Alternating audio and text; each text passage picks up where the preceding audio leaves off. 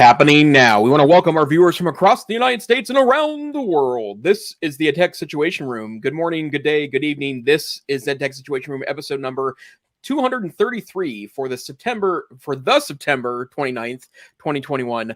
My name is Jason Neiffer, and I am the Assistant Director and Curriculum Director of the Montana Digital Academy, which is Montana State Virtual School located on the beautiful University of Montana campus right here in fabulous Missoula, Montana. And joining me tonight, as always, good evening, Dr. Fryer. How are you tonight, sir? Good evening, Jason. I am doing well. I'm a little tired after having a bit of an adventure with our youngest daughter going to Boston this week. So we went and toured a couple of schools and had a bit of a whirlwind trip. So I will not be staying up much later tonight after our show. But glad to be here. And we have, as we sometimes do, like a ridiculous number of links. So hopefully the cool weather has settled upon Missoula. Is the smoke dissipated entirely? Are you guys out of the smoke woods? Yeah, but quite out of the woods. There was a couple hazy days last week, but our coolest day in quite some time was yesterday. I think the high got up to the early 50s, and it didn't quite freeze overnight, but it rained most of the day, so that's a nice September surprise. And today I noticed I was out for a brief amount of time at lunchtime today, and then went on an evening walk, and it was only up to like early 60s. So I think we can definitely say that fall's here. Yeah, very nice, very nice. It was lovely up in the northeast, and they've had some warm weather as well. But Monday was just beautiful. It rained all day actually on Tuesday, but we had a beautiful day Monday and got to play tourist a little bit and see Boston from the land, and then the duck boat took us out on the water, so it was fun. Great. Well, what are we doing tonight? What is this whole podcast about? Well, we are going to talk about the tech news through an educational lens, and we have, as always, posted a ton of links that you can access on edtechsr.com/links. This Google Doc is, perhaps competing for some kind of Guinness Book of World Records length record. The topics for tonight include Google, Apple, Microsoft, Amazon, social media, the tech correction, privacy and security, and then, of course, our Geeks of the Week. And Jason and I will kind of pick these in a random order and try to not talk the whole show about the tech correction or one particular thing.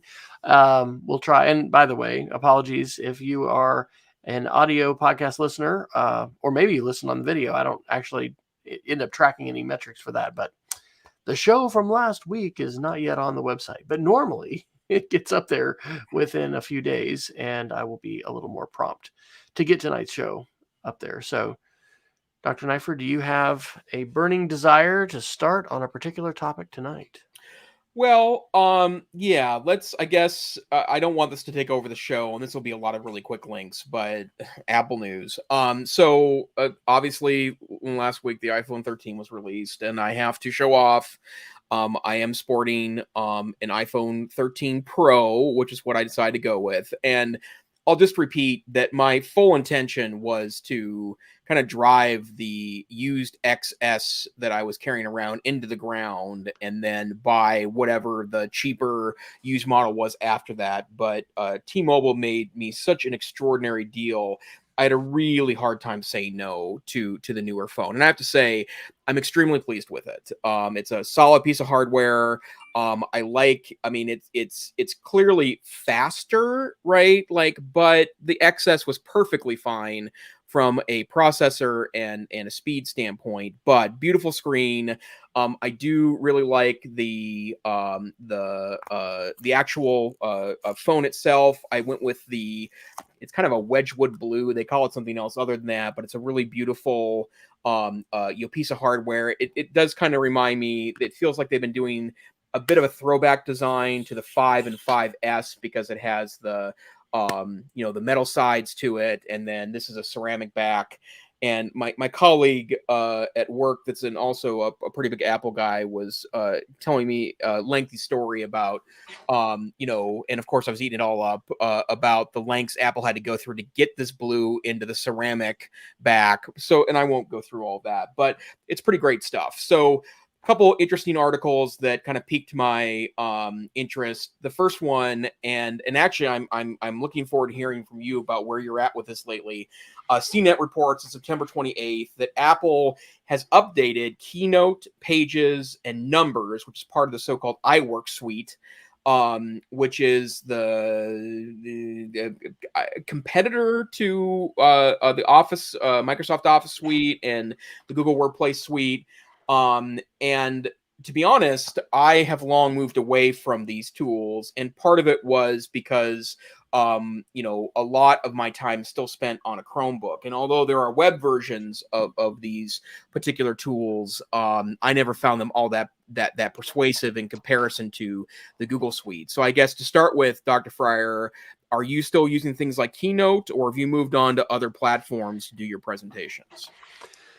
It's been a while. A couple years ago, pre-pandemic, on Sundays for my Sunday school class, I wanted to be fancy and use my Apple Watch as the remote. And to do that actually requires your phone and your Mac laptop running Keynote, and your watch, because you remote control your phone via your watch. So I would download my Google slideshow presentations, open them in Keynote, and then drive them with my watch.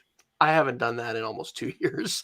Yeah. So, back in the day, before Google Slides really became so amazing, and of course that also has to do with the ubiquity of high-speed web access and having really confidence. I'm not traveling like I was at one time, but Yeah. I have really, really good confidence pretty much wherever I go now that I'm going to be able to bring my Google slideshow up fine and play my videos. But back in the day, before connectivity was as robust and as reliable, being able to embed your videos and Keynote was just rock solid, right? I mean, it was developed for Steve Jobs for the Apple events. Loved using it. I actually wrote an article that I'll mention in the security section for my Substack on the airplane Sunday night, I guess, because hey, I had it. And we are not, as a school, if we want to talk about the educational lens, we're not licensing Microsoft Office for most of our teachers. Our debate team has it, and there's different staff that really require it, but Google Docs is our primary driver. And then if you want an offline tool, you've got Pages, or Numbers, or Keynote. But I am not using them much. I'm glad that Apple offers them, because every once in a while, but it's really, really rare. I find everything I can do with Sheets, Docs, and Slides pretty much. Yeah. At one time, I was doing some spreadsheet stuff. So there's actually one of our faculty members who's really been an Excel hardcore user. Is using Numbers, and it asked me a question the other day, and I need to get back with him because the GUI and the UI, the is that right?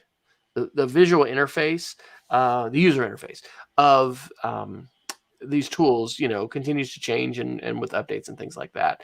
But core function is similar. But we've seen Google, Sheets, for example, integrate pivot tables and just really. Like, what else do you want to do that you can't do in Sheets? It's interesting because there's a number of people that have their perception about, for instance, Google Sheets still, back in the old days. It still can be a little challenging for graphing, but it's not terribly hard. And so anyway, I'm glad it's there. I use it occasionally. I wish I could readily drive a Google slideshow with my Apple Watch. Is that a real important thing? No, that's just kind of a right. Boy, I'd like to eat some candy corn, with the rest of my Halloween candy or something. I don't know what it is. Right. But how about you? Are you using any of those tools, and does this do these updates excite you? Not really, from the standpoint of I have long ago moved to, and I forced myself to do this in part because I work in a Google workplace based organization, but I've moved all my slides over to Google Slides, and I did force myself to figure out strategies. I'm a bit of a presentation zen student in that I believe in mostly big bold graphics and relatively few bullet points on slides, and tend to have relatively little text. And I figured out strategies to be able to do that. And my evolution was, there was a small amount of time where I was on Keynote, and I still think Keynote can make some very beautiful slides because of the templates and the design language there.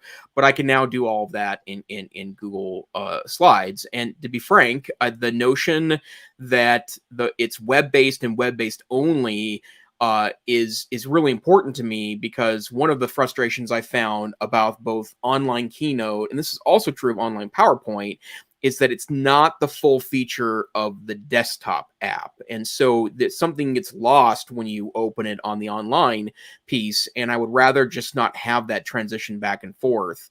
I know that both of them are getting a lot better. And in particular, I have had a little bit of experience recently with this would be the web-based Office 365, and PowerPoint is good enough, right?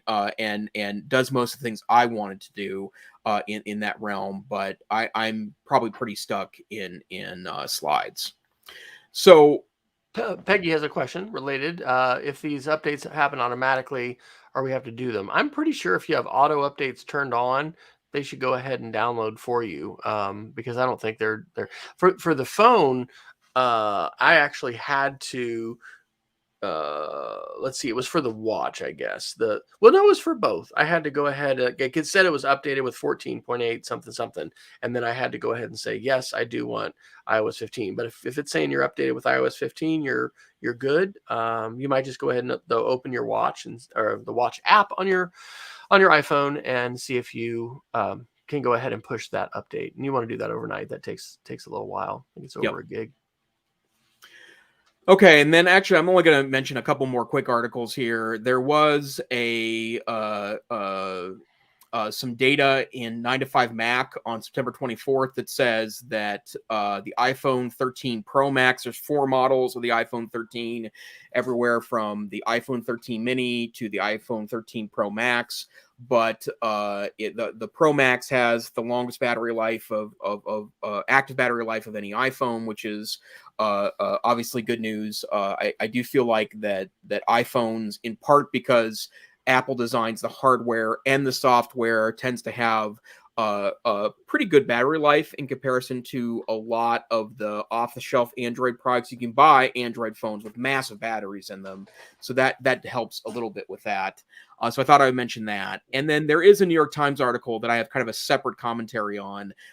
It's the review from September 21st that talks about how the iPhone 13 is the most incremental upgrade ever. And it talks about how the form factor hasn't really changed, that the camera is slightly better, the battery life is slightly better. iOS 15 makes it slightly better than previous versions of the phone, but otherwise it's very incremental. And the reason why I want to talk about this article is really twofold.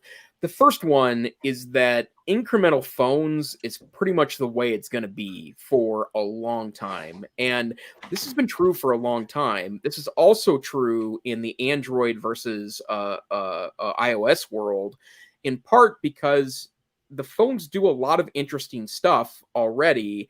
And there are always little feature updates, but in the last couple of years, I found myself a little disappointed too in the feature sets of new phones, not because, it's not interesting sometimes, but because there used to be really big leaps each year as these phone platforms were developing. And I just think it's highly unrealistic.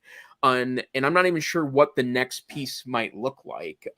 There's been a lot of attempts, to add what ended up being kind of kitschy things to these phones that have fizzled out. But the bottom line is that making the battery last longer, perhaps adding a higher quality screen.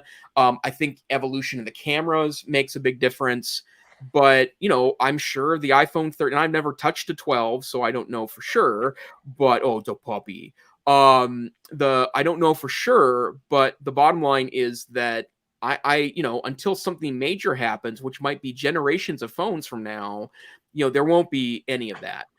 The other thing I think it's also important to note is that I get a little tired of tech reviewers who each year are buying a brand new iPhone and making comments about how, well, this just looks awful like last year's phone, realizing that the vast majority of consumers, even the very tech savvy ones, aren't buying new phones every year. And so in my particular case, my upgrade pathway was an iPhone XS, which was a 3-year-old phone that was working just fine for me, by the way. And I'm really impressed with the iPhone 13. It's a better camera, it's a better screen, it's a better form factor. It's got better battery life. All of this is new. And so, don't be scared away from a 13 because a reviewer told you it looks too similar to last year's. If you're rocking, an iPhone 6S, and, which is a 6-year-old device now, it's going to be a pretty great upgrade for you. And if you can get someone like a T-Mobile or a Verizon or AT&T to give you a good deal or give you a substantial discount, and this is true on the Android side too, it's worth the jump, to get those new features and also to get the increased battery life, especially if you're rocking your original battery from, 4, 5, 6, 7 years ago. So don't let reviewers, sour you. The bottom line is that, yes, these are incremental evolutions, but they're evolutions nonetheless. Yeah.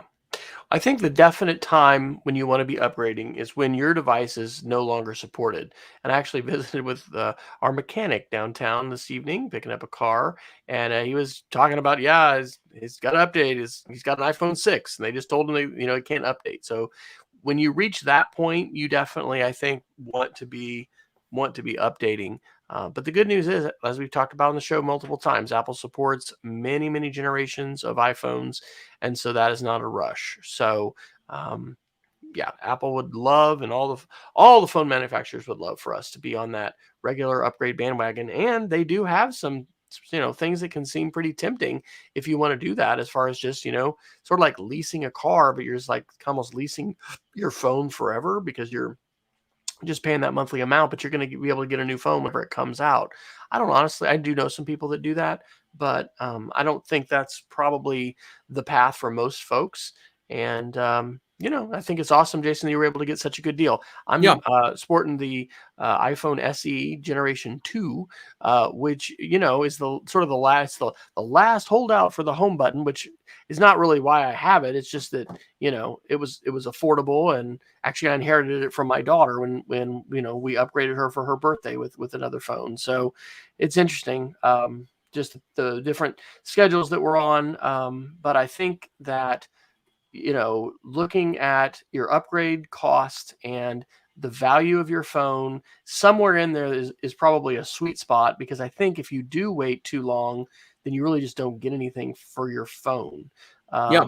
But I've certainly fallen into the trap more recently of, it's only going to be this, to add on to the plan and stuff like that. So thankfully we're about to pay out of some of those plans, because that's another way that the carriers, make it easy for you, is to just go ahead and finance it out.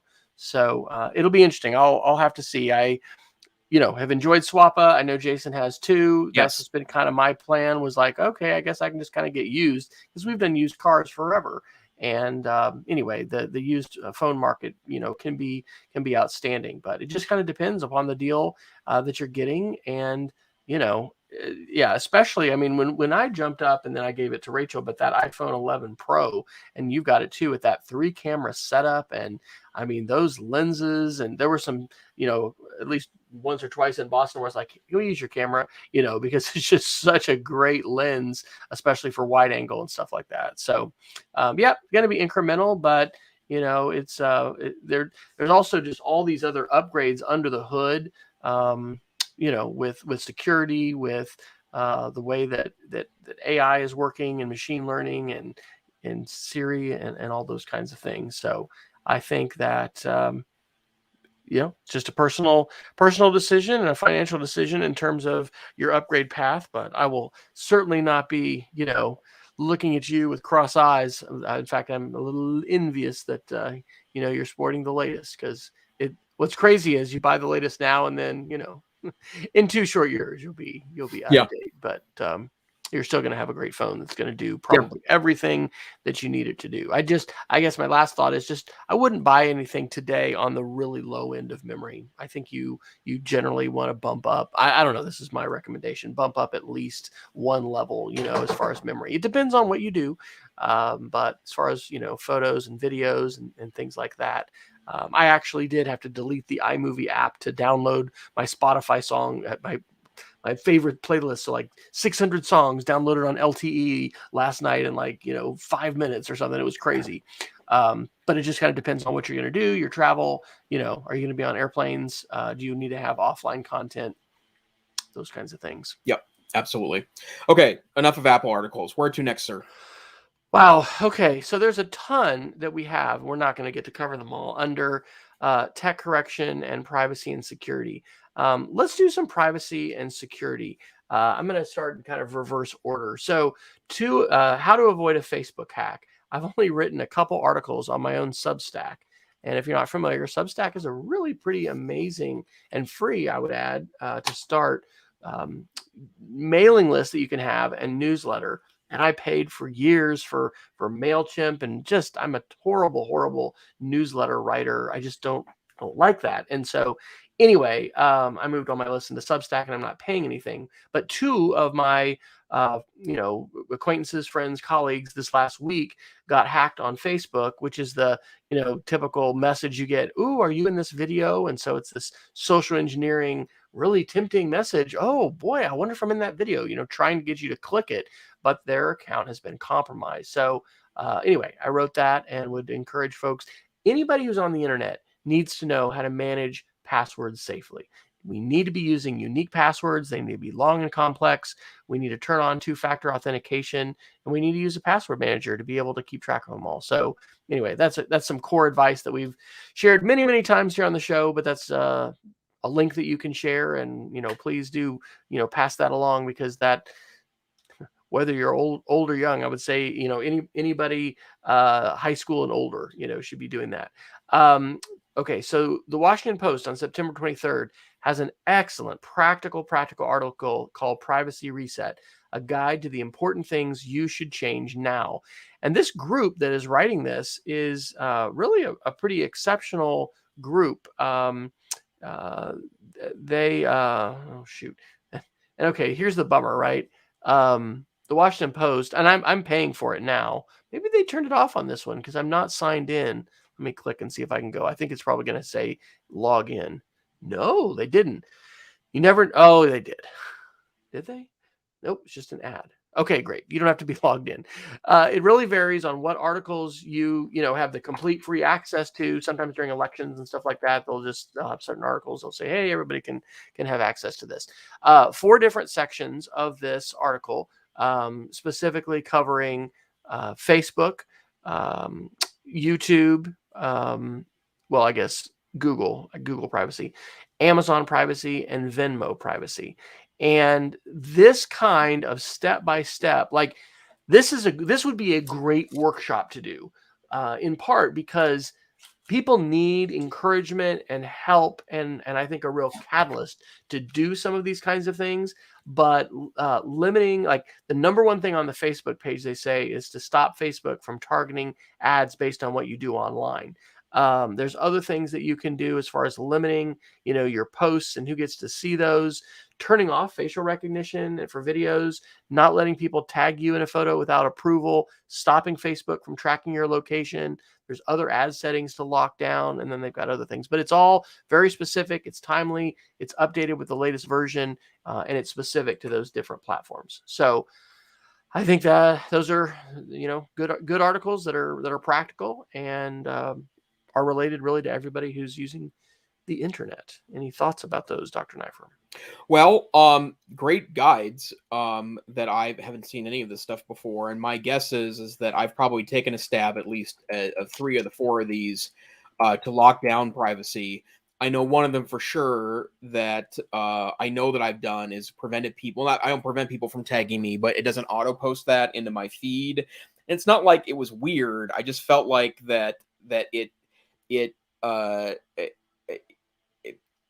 sometimes like outed me when I didn't really want to be noted for something, right? Like I maybe was on a trip or something, and maybe it's a work trip, and maybe it was quick, and then I'm in a city where I maybe know someone, but I don't have time because it's a quick work trip, and then I get posted on a photo, and then why didn't you visit me kind of stuff. Like sometimes I need to be more incognito than that. But one of the things that I do think is really interesting about this is that, and I've said this a long time about Google, and I think the same is probably true about at least Amazon and maybe to a lesser extent Facebook, that if you aren't looking at the settings and making tweaks, you aren't using the tool set available to you to make the tool less stinky in your life. And so knowing about these, and then I guess maybe I'll just beat on the drum that we do almost every week here, that this is exactly the kind of stuff you want to be sharing with kids. If you have students, part of being tech literate in 2021 is to understand if you're going to use all these tools, and they're free, right? Free in quotation marks, they're free. Understanding where the funding for this comes from, and then minimizing its impact by being proactive in setting up things as you're comfortable. Now that said, and I think I've said this quite a few times in the past, you may be comfortable with the fact that ads are targeted to you. You may prefer targeted ads over non-targeted ads because, you may rather see something that's of interest to you than things that are not of interest to you.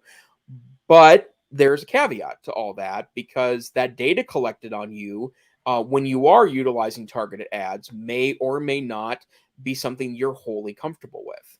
And so there's an interesting transition to another article that I shared today.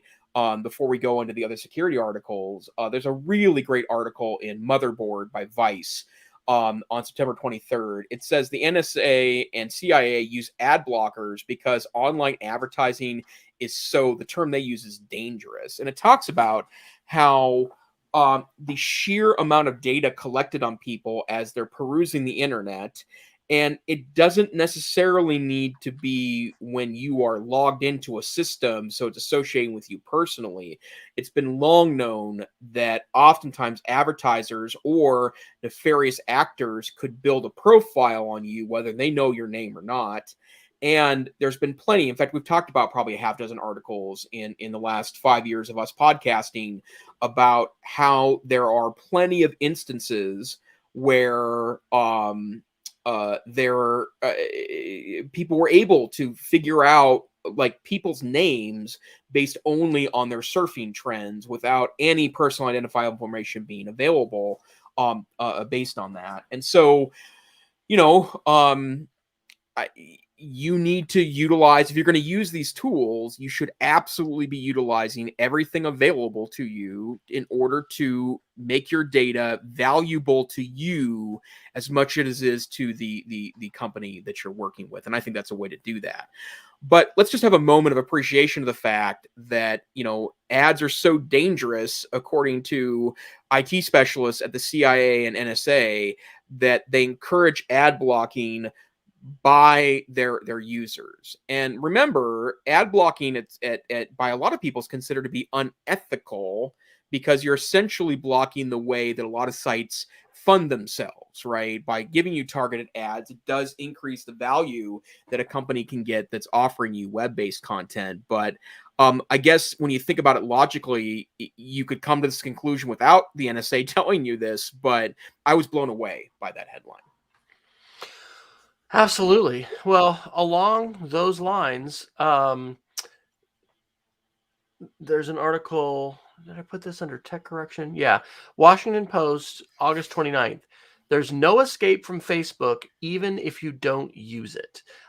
This article details how somebody who had gone ahead and, quit Facebook at some point and deleted profiles and things like that, discovered upon logging in again or doing further research that they're just continuing to gather all this data about him. So whether you have an active account or not, have created an account or not, again, these companies are completely unregulated when it comes to this kind of thing in the United States today. We have the GDPR in Europe, but we do not have any regulation at all about what these companies can do or not do. And it's just the Wild West. And so, the way this data is used, and Also, whether or not it's accurate or not, and the fact that we don't have rights to be able to see it, and all those kind of things. That was an article that it could have gone under privacy and security or tech correction, but certainly goes along the lines with that. Get a couple of these a little more quickly. So BBC News on September 22nd reported that Lithuania is urging people to throw away their Chinese phones. We haven't said the name Huawei in a while. In fact, I don't know that we've covered that article, but the CFO of Huawei that was, being detained and jailed in Canada at the request of the United States pending extradition, that's been worked out, and she has gone back. But we've talked about Huawei and the allegation by, U.S. security experts as well as politicians, and this is where it's kind of hard to sort out, okay, I guess this is a real threat. It's not just politics, that Huawei phones are going to pose a security risk. Whether they are snooping and sniffing now, or whether there's this ability for Chinese authorities to flip a switch and say, hey, we want to suck all the data off of Huawei phones. But Lithuania actually its National Cybersecurity Center tested the 5G phones, and it claimed that there were built-in censorship tools in one of the phones, and that a Huawei model had security flaws. And of course, Huawei, protested this and said we don't. But there were 449 terms that they found this Xiaomi phone system apps that could be censored. They had turned that off for the European models, but that software technology was there right in the phone. So China could throw a switch and say, well, you're not going to look up, Tiananmen Square or something like that. So one of the things that this definitely shows is the huge difference in the value systems of the United States and the West relative to, China specifically. And that also goes for Russia. And so we see some hints of this conflict in places like this, but it really is a big deal. Let's see. On a good news, we don't really do good news with security very often. So here you go. I was actually visiting Troy Hunt's website. He's the guy that does the Have I Been Pwned website. He's the Microsoft white hat hacker. And so he had shared this Ars Technica article. HTTPS Everywhere was an initiative with extensions that plugins were created for browsers. This was originally launched back in 2010 as a method to try to really encourage, secure socket layer connections, meaning encryption that was between, the whole path of the data, from web server to you and back and forth. But now these tools that force HTTPS are actually either on or they're available as options in both Firefox and Chrome, I guess Safari too, and then you can turn it on in Edge. And so that's a really good thing, showing that, the web has become more secure, and efforts like this that the EFF and other groups supported, have paid off. There's a website in the course of finding, those links that I ran across. I'm interested in your thoughts about it, Jason. It's a website called Exposed or Not, and Troy Hunt's website allows you to put in mainly your email address and see what data breaches that your email address might be in. I am not putting in my passwords in this. It's the guy who made it, and of course there's all, you don't have to be a native English speaker to make phenomenal and great tools. But when you look at the password security guidelines, there's a few little grammatical errors and things like that. The big thing here says password to check. So put your password in here and click check. But then right above it, it says avoid checking current passwords in any tool ever. So I guess what you're supposed to do is, if your password has been breached and you're not using it anymore, then put it in here and it's going to help you track it. But the thing I think this really dramatizes, and if you don't read that full print, you might just be, oh, let me put my password in here. And there's another article that I'll talk about as far as vaccine data, being breached and stolen. We really, really need to be careful wherever we put our passwords. We've heard time and time again, be careful about links that you have in email. It's a lot safer to type in the address directly into your browser, or go to Google and find that website to log in. But a website like this that says, hey, put in a password, see if it's been breached, this doesn't seem to be good and helpful in the same way that Troy Hunt's is. Now, I think that Troy has a way of doing this too, but it's like a reverse search, and I think it hashes it. So the hash is sent, and if I'm understanding a hash correctly, I don't know if it can just be unscrambled. And anyway, this gets into the heart of how encryption works.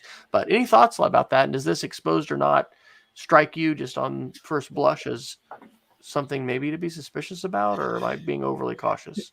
Yeah, I mean, I did just check a couple of passwords that I've depreciated out of my life, right? And it looks like one of them in particular, which is a pretty unique password to me for a variety of reasons.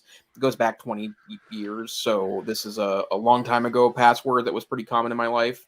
The bottom line is that it appears that it has been used several times, but I mean, one thing you don't know is, what is happening to this when you type it in, right? Like, it obviously is sending it back to a server because it has to compare it, but your IP address would be implicit in that, and just kind of cranking up scenarios that some of these may be ridiculous, but let's be paranoid for a minute. For all the if you type in a password that's active, it then creates a record with your IP address that it wouldn't be that difficult over time to perhaps draw some kind of conclusion about you. And I'm glad you mentioned this particular one, because I have talked about this podcast a couple of times in the past, but I listened to basically a 3-episode series from the really wonderful podcast Darknet Diaries. It's such an amazing podcast. And it seems like it's just one guy that's doing it. I'm sure he has to have a team behind him, but there's that these are tales from the dark side of the internet. And there was a 3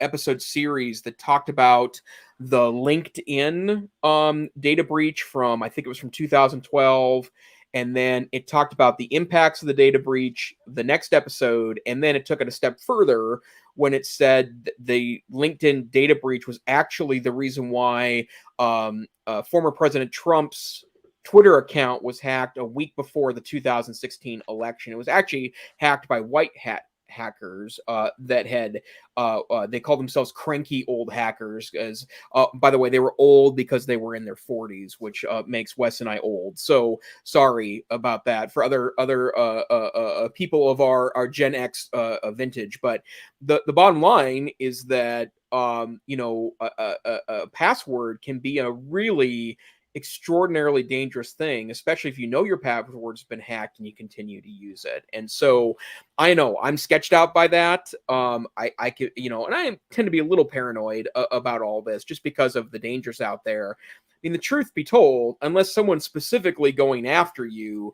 the chance is relatively low that a massive hack is going to enter your life. I mean, in this particular case, it's about, a prominent figure in America that loved Twitter, right? So, of course there was attention on him because of the amount he used Twitter for, but that doesn't mean you shouldn't be extremely cautious. And then I guess I'll insert our advice from day one, which is you should be using a unique scrambled password on every website, and you should be using a password manager, period, end of story. And you don't have to be the target of, a spear phishing attack because you're a candidate for political office, because of the tools that are available now. That little animation on that exposed or not, actually is okay, because what it does is it points out that, there are algorithms and bots that are taking these, breached usernames and passwords and then throwing them up against these different websites. So it almost is a case where you don't want to be, I think, using a national like bank, think of Wells Fargo or Chase, or these really big ones. I probably mentioned this before, but I probably did the article when Disney Plus came online. There were people complaining, "Hey, my account's been hacked." No, what happened was they used the same password that was in a data breach previously, and so hackers were just going right in using that email and hacked password that was on the dark web, and being able to gain access to that tool. So. A related article, and I know this, these kind of get old about, oh yeah, just another hack. But we're talking about, vaccines more. Rachel and I just traveled on a plane. I hadn't been on a plane maybe in about 2 years, and I traveled with my vaccine proof. I didn't, nobody told me I was going to need that. But one of the things that I've been hearing about are some apps that you can use to have your photograph, and in some cases, depending upon how your state has done the vaccines, it can actually get like verification from the state of your vaccination status. Well, this is an article from the CBC, which is up in Canada, in Calgary. And this was from September 28th. PortPass app may have exposed hundreds of thousands of users' personal data. And when you think about kind of data here, we're talking about driver's license and driver's license number and birthday, and yes, the vaccination status and home address, and all of this in the profile. And the thing was, they had some, I think they were sport officials for some different kinds of games, that had made a recommendation to say, hey, I guess you're having to prove vaccine status for certain kinds of events. And so the Calgary Flames, I think that's a hockey team, made this recommendation that, because the Calgary Sports and Entertainment Corporation that owns the NHL's Calgary Flames had recommended the Calgary-based app as a way for ticket holders to prove their COVID-19 vaccination status to enter the Scotiabank Saddledome Arena. So this third party, was compromised. I mean, all kinds of things can happen to all kinds of different, apps, and even the ones that are recommended and good, it's possible for them to be breached. But in this case, it just, unfortunately, that tends to reduce the already very low faith that many people have in institutions and authorities and things like that when that takes place. But yeah, we need to be careful. And I do want to, use an app, I think, to keep track of my vaccination status and stuff like that. But tread carefully. Yeah. Well, and whenever you put your personal data on an app, it's hard to research this, right? Especially if you're not talking about a major provider, but it's at risk. And I as an example of this, I do use a credit monitoring service. It's called Credit Karma. I have reviewed its privacy policies and did a little research on it, and it's been a good tool for me. But one of the services they provide me is an opportunity to see where my accounts have been in data breaches, and you would be shocked. Dozens and dozens and dozens and dozens of accounts of mine have been broken into in the last 20 years. And by the way, that's one of the reasons why I moved to a password manager, and my standard now is a 16 character randomly generated password for everything with my password manager. I also do that at school, because of the amount of student data that, any typical education worker has as part of their accounts. That's relatively low level data, stuff that really isn't that personal, but man, could it be used to cause a lot of terrible things to happen that would cause a lot of FUD in the world. And so I guess be careful. You just have to, and you have to be a bit cynical about things, and you shouldn't always log in or create accounts or do something just because it's there. Yep.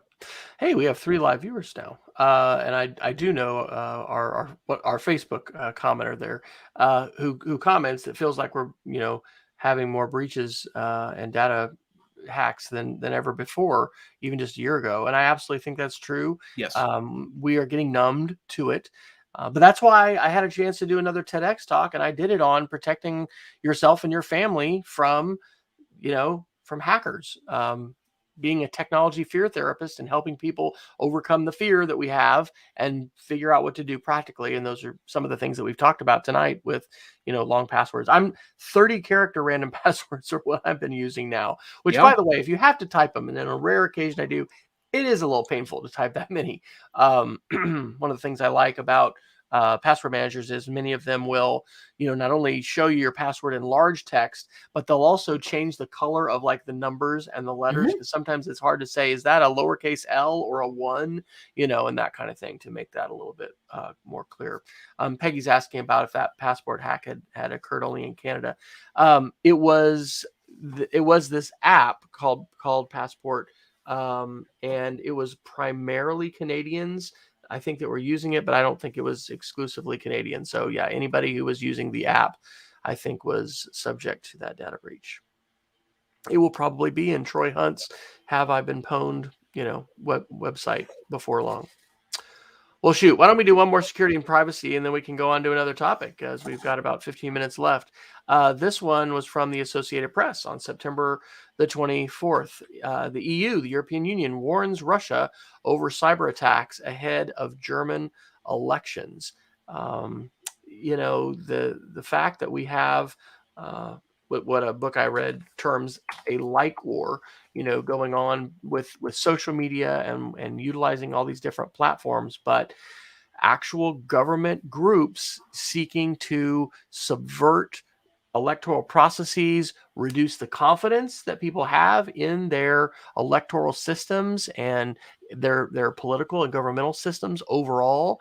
The European Union was warning Russia against allowing hackers to attack databases or spread disinformation in their 27 member countries. And so it talked about how they've observed these malicious cyber activities. They've designated them ghostwriter, and they've associated those with the Russian state. And so they're, making this strong statement against them. But, these activities have gone on and they've intensified. And we in the West, who have more open societies, we have bigger targets on our backs. And by the way, part of the reason why Space Force is so important, I don't know if I talked about this on the show, but when we went Labor Day weekend up to the Air Force Academy in Colorado Springs and had a chance to visit with some folks in Space Force about why that was formed, if there were what the unclassified reasons are. And one of the main missions, there's 5 major career fields in there, but cyber is one of them. And it's just the elevation of their mission, not only protecting and defending our satellites and everything that's tied to space, which is really, really huge, not just GPS, but GPS is big. But anyway, the cyber world, and it's a combination of corporate and governmental, but it just and I'll share this with my Geek of the Week. I'll warn you in advance. My Geek of the Week is rather depressing to this at some level. But part of it is because the bad actors continue to gain access to better and better tools to do really bad things.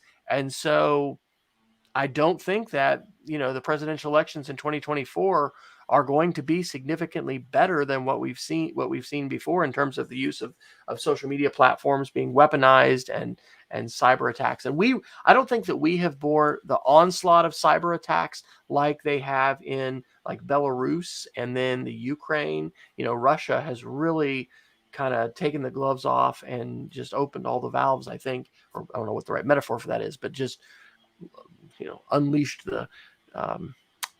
all of their weapons, it seems like, in terms of taking down power grids and doing all kinds of really nasty and bad things. So anyway, it's a sign of the times, but that's one of those articles, just kind of, it's like in the background, you're just kind of hearing a little bit, but that capability and that capacity and the hostility within that environment it's as hostile as I think it ever has been. And will Russia pay any attention to this little announcement by the EU? Probably not. Yep. Okay, well, what else would you like to talk about tonight, sir, besides privacy and security, which we've actually, did a pretty good job covering those articles. We got some Google. Well, I guess we did no, we didn't do those Googles. We got Google, Microsoft, Amazon, social media, tech correction. You just got all kinds of choices. Yeah, let's push the whole tech collection group to next week. Okay. just because there's a lot of interesting stuff there I want to dig into. And we could do some kind of quick round here. We just have 10 minutes left tonight. Yeah. Some maybe quick updates. Let's do the Amazon article. I know you put it in there, so you want to introduce it? Yeah, so Fortune, September 28th, everything to know about 3 new Amazon devices have unveiled on Tuesday. This is probably a case where it's going to be impacting consumer tech a little bit more than it's impacting, your classroom directly. But there's an Astro robot that Amazon has unveiled, and it's been compared, I guess, a little bit to the Jetsons. This is working with video with Amazon's Ring service.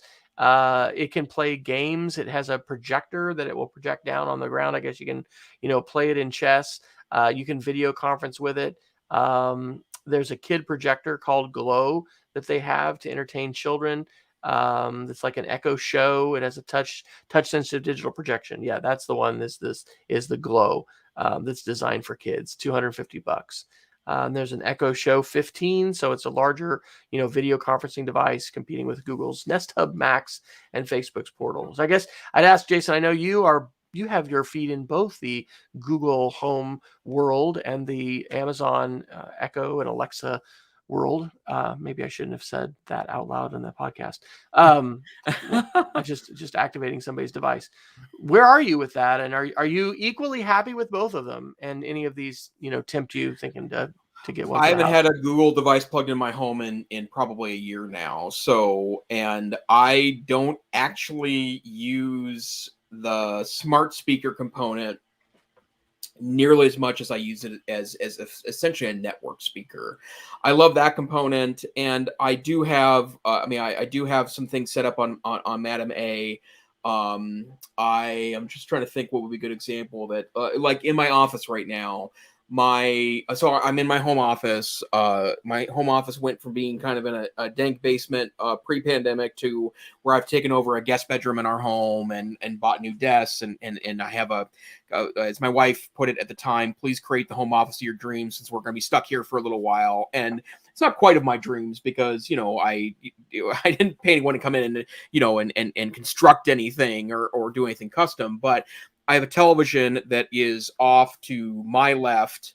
That it's an old 730p flat panel television that's got it's a Google no, it's not even that. It's a Fire TV stick that's hooked into it, so I can watch stream TV or YouTube while I'm working in my office. And I don't want that on 24/7, so I have that on a smart plug. And if I ask Madam A to turn on my office TV, then she will do that for me. We have about maybe 7 or 8 smart plugs. My coffee maker's on a smart plug because I don't want it on 24 hours a day, that sort of thing. But that's really it. And while I love this stuff, and while I think the home automation's interesting, I'm also very concerned about the low quality of a lot of the smart plug devices, and they're real security threats that they can become botnets, they can be used to get inside your home network.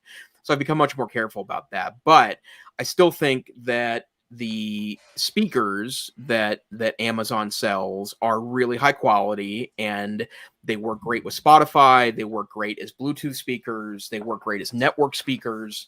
I like that component. That's really all that I have left here in my home. My trust of Amazon is really, really low, so I just have decided not to invest in any of their devices. We've got 30 different devices with IP addresses right now, according to my Google Home Wi-Fi. Most of those are smart plugs or smart switches. So we've had 4 different outside lights on, a timer that works with if this then that as far as sunrise and sunset going on or off. And the main routine that we have is just in our bedroom. When we walk in, we can turn on lights and turn on the TV, which has a Chromecast that scrolls through photographs and as a screensaver and stuff like that. We can turn that off at night. But we did invest in some cameras. So we've got a Nest doorbell on the front of the house, and we've got a Nest camera that we have as well. And it's been interesting, working with and deciding, when do we want to have that on and off and things like that. But being able to see the dogs, and that's the main thing with pets. So it's mainly a pet camera inside.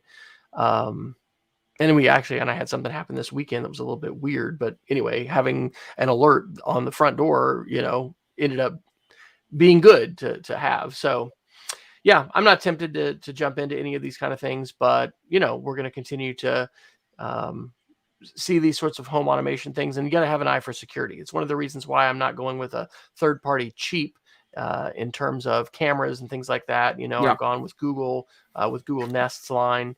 I might have told the story before. I needed to write a blog post about it, but I've had some weird things happen with really cheap light switches that I've had. And when they're trying to update with firmware, like it's all in Chinese, like nothing's in English. I'm like, I am not installing that, Yeah. and then and then you look at the data on your devices and you're like, why is this device uploading stuff? Like that doesn't seem like it should be happening at all. And so anyway, at whatever point we move, I'll probably look at that a little bit more. And in an ideal world, and this would be a geeky thing, but hey, I wouldn't be above trying this. I have a Raspberry Pi that I originally got to try to run this thing called Pi-hole, which can supposedly serve as your DNS, your domain name system router, filtering all of your internet traffic, and then block your ads at that point. I wanted to not have any ads on my Apple TV. It doesn't work. I didn't want them on YouTube on Apple TV anyway. It did not work. But that idea of having like a Pi that's a computer that's running all the time, and it's cheap, right? It's like $30. It's not an expensive CPU, and it doesn't drain a lot of electricity or whatever. But then having that log stuff to be able to see, hey, have any of my light switches been hacked, and are they part of a botnet? And maybe that sounds like I should be, putting on a tinfoil hat, but just read the Wikipedia article for the Mirai botnet and how that worked. And that created some of the largest denial of service attacks that we've ever seen in the internet. And the bad actors that did those, I don't think have ever been caught and brought to justice. And that happened with Internet of Things devices that people have in their houses. So anyway.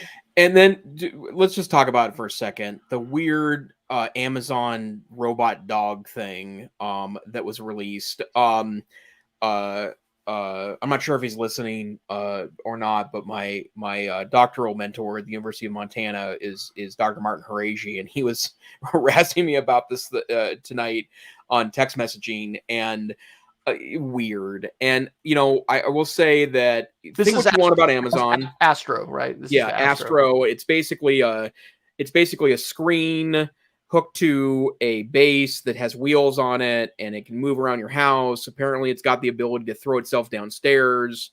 It couldn't go upstairs, which actually I think is probably a good thing in light of everything. But I just feel like that Amazon tends to ratchet up the creepy in order to diminish its success, right? We talked about in the past the Sidewalk network, for example, and while I understand what they're trying to do there, this notion that it's going to use your Wi-Fi for others sort of thing to create some kind of sub-network, whatever. I don't like it, and I think that, Amazon's best when they keep things simple. I think that's why I think the speakers that the Echo speakers have been a great success, is because it's not that complex, right? It's something you plug in, you get going, you press a button, and suddenly your music plays there. I think that's a good model, but I don't like I don't want a robot dog in my home. Fair enough. Here's a quick one that's just kind of a wild, blow your mind. Well, not blow your mind, but it's kind of wild, and it shows the power of the influencers. Verge on September 24th, a teenager on TikTok disrupted thousands of scientific studies with a single video. So we are going to, I think in November, do another one of these parent university sessions virtually for our parents. And we're going to talk about YouTube influencers and just actually social media influencers in general. So this TikToker, Sarah Frank, was sitting in her bedroom recording a video in July. She's a Florida high school graduate. And she was helping people find out how they can just earn a little bit of money if they have different amounts of time. And so that video, in a month got over 4 million views, and it sent tens of thousands of users onto this platform called Prolific, which I'd never heard of before, but a lot of scientists use it to conduct behavioral research. And they don't use screening tools, figuring out if they have a representative sample or whatever. And then suddenly, they're used to getting a wide mix of subjects, and, young women about the age of the TikToker Frank, end up, being the ones that submitted this to get paid. And so this is a real interesting article from the standpoint of showing how important influencers are, and how, somebody's mention on a TikTok video can have an impact on your research. It also mentions Mechanical Turk and the ways that that's impacted social science research that previously had to happen in the laboratory. If you're not familiar with Mechanical Turk, that's an Amazon-owned property that allows you to crowdsource work and repetitive tasks. And basically people can earn fractions of a penny for doing these really, meaningful and repetitive things, but you can end up, not paying that much to get a lot of repetitive work done. And so researchers have leveraged that. So anyway, I thought that was pretty interesting, if for no other reason than reminding us about how influencers on social media platforms like TikTok and YouTube have some big influence on people's lives and people's behavior. And those are good conversations to have with your children or grandchildren. Hey, who are you following? Can you show me them? Let me see a little bit about them. Check them out, because, we don't all just have a television in the living room, and everybody's not tuned into Wild Kingdom at 6:00 on Sunday night. There's a million different things that people can be watching. And it's good to have conversations about what those are, for different reasons. Yep. All right. I think we did it again, sir. It looks like we've been talking for an hour. I'm just amazed. Yeah, absolutely. Well, let's do our Geek of the Week. Why don't you start, sir? Okay. So this video, I told you was going to be a bit of a Debbie Downer. There's a transcript article that you can check out that is on The Atlantic, and it's titled "Misinformation is About to Get So Much Worse." But the video is a 20-minute interview with Eric Schmidt, who many of you may remember was the longtime CEO of Google. So we always had that, when E.F. Hutton speaks, people listen. When Eric Schmidt speaks, it's good to listen. He's a really smart guy that's been really influential and still is. And so his video is titled "How AI Shapes Our Human Futures." And it just is, again, a jarring little wake up about how we are on the cusp of an absolutely seismic change in the way that our society works, because artificial intelligence is already impacting us in so many ways, and that influence is just going to get bigger and bigger. But to think about bad actors, like this is an article that every service academy and ROTC student and probably War College, officer should be listening to, because he's talking about how, like we have nuclear proliferation and trying to do containment for nuclear weapons, these tools are only going to be mastered by a small number of countries. And we're going to need to be concerned about controlling these, arms control for these kinds of artificial intelligence tools that are going to have devastating potential when they're used in malicious ways by bad actors. So a really good article, a wake-up call. On the other hand, there's tremendously awesome stuff that AI is doing now and is going to be able to do, even in the case of research, like being able to just read all the articles and summarize them and tell you what's important. But excellent 20-minute video that I highly recommend. And then on a more positive note, NASA's Artemis rover is poised to launch Viper, which is going to be the name of its rover, and it's going to land near the south pole of the moon. And there's a almost 3-minute video that I'll be showing to my students tomorrow, and we have Friday off. We have conferences. So anyway, the next 2 class days I'm going to be showing, and it's just super cool, man, the stuff that's going on with the moon. But the questions, are we just going to exploit the water and the ice? Whoever gets it first, do they get to use it all up? Are we going to repeat the same mistakes that we've made before when, explorers from Europe, came to other areas? It is absolutely fascinating. And it's also exciting. So Geeks of the Week there. Great. Thank you. And then I've got an article from Life Savvy, and who knows who writes Life Savvy, but it's not based on research or anything. It just happens to agree with me. So I thought I'd share it. We've talked about this a number of times in the past, but The article is called "A Pocket Notebook is the Best Productivity Booster Ever," and I have to agree with this. That as much as I love tech and carry my cell phone with me everywhere, and oftentimes have multiple ways to get a device to record things, I still absolutely love the Pocket Notebook. This is sometimes referred to as the Field Notes notebook, but it's a 3.5 by 5.5 inch notebook, and I think this is an example of something I would teach to kids, right? That I always I have one of these in my pocket. I love to travel with them. I love to go my day-to-day life with them. I'm finding as I'm getting a little older and much more gray that my memory suffers just ever so slightly, to the point where if I don't write things down, it oftentimes doesn't stick with me. And we also know from cognitive science that writing things down is an important exercise. It's an important cognitive exercise, because the process of writing something down and what has to go in your head to be able to do that can actually help enforce memory. But as a reminder, and I'm sure I've talked about this in the past, but I thought I mentioned it again, I love field notes. They're expensive, but they're beautiful, handcrafted notebooks out of Chicago and Portland, Oregon. But if you don't want to buy field notes, there are plenty of knockoff alternatives on Amazon. This is an example of one right here that I think you can buy 50 of these for like $25 and be able to keep this in your pocket. I like to put a leather case around mine so that it's nicer, even if I buy the cheap one. And I like a good notebook case too. In fact, I like just notebooks is my thing. But it's Geek of the Week, not Tech Geek of the Week, but Geek of the Week. So I want to share that notion. It is. Peggy George does hers as well. Thank you, Peggy. Leslie Fisher's free webinar this Friday is going to be an open house showing her new setup for doing webinars from her home. She has an 82-inch screen on her wall, and you can find more at lesliefisher.com. So that sounds cool. Thank you, Peggy. That's great. Thanks, Peggy. Well, Wes, where can people find you about the internets? Well, I am on Twitter's at W Fryer, and you can also just go to wesfryer.com, and I've done some slight updates there, and you can click a connect link, and there's all kinds of channels. So I'm going to be, rumor is, smoking a brisket this weekend. So if you want to come along, then you can come cook with Wes. How about you, Jason? My main social media channel as relates to education is Twitter, Tech Savvy Teach.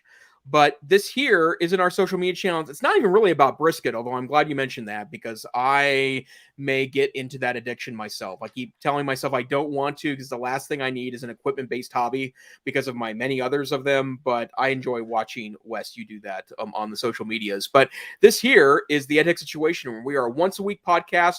We broadcast live on Wednesday nights at 8 p.m. Mountain, 9 p.m. Central Time, sometime in the middle of the night, UTC. If you can't join us live, although I really wish you would, feel free to download our podcast. You can go to our website, www.edtechsr.com. You can also go there and find our links, edtechsr.com/links. It brings you to our massive Google document where we share the links that we get to or we don't. Or you can go to YouTube, Facebook, or wherever you download podcasts, wherever finer podcasts are aggregated, we are there. But if you can't join us live, download, listen to them. Great commute, great walk around the neighborhood listening to, and we hope you'll engage with us. Stay safe, stay savvy. We'll see you next time on the EdTech Situation Room. Good night, everybody.